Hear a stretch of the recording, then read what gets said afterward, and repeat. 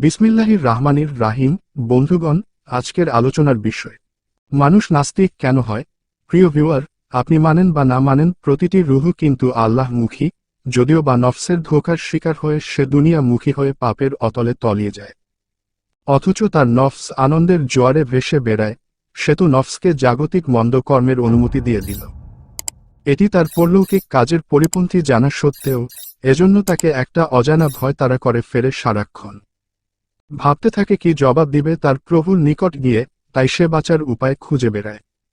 আর সেই তাড়নায় তাড়িত হয়ে মানুষ পূজা অর্চনা, মিশা, প্রার্থনা ও নামাজের দিকে ধাবিত হয়ে থাকে, আর সেখানেই শিকার হয়ে যায় নানা রকম বিড়ম্বনার, কারণ সেখানে ওতপেতে রয়েছেন নানা রকম ধর্মযাজক, ঠাকুর, সাধুগুরু, ফাদার ও আলেম বা মৌলভী বেশে ধর্মব্যবসায়ীগণ।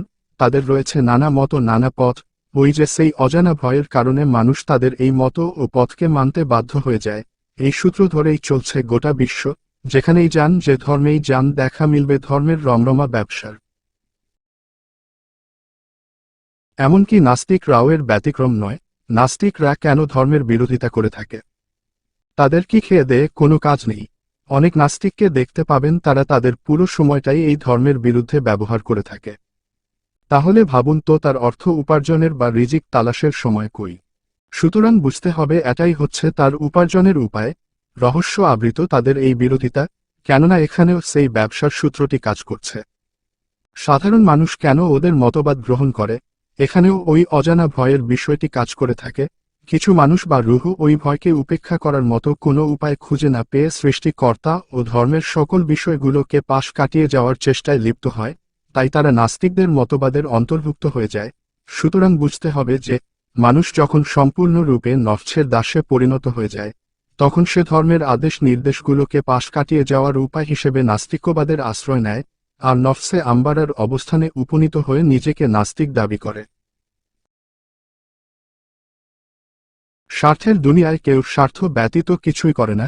একটা সময় ছিল যখন মানুষ দিনের কাজে নিজেকে বিলিয়ে দিত, সেই বুজুর্গানের দিনগণ অতীত হয়ে গেছেন। এখন আর স্বার্থহীন দিনের খেদমতগার পাওয়া যায় না।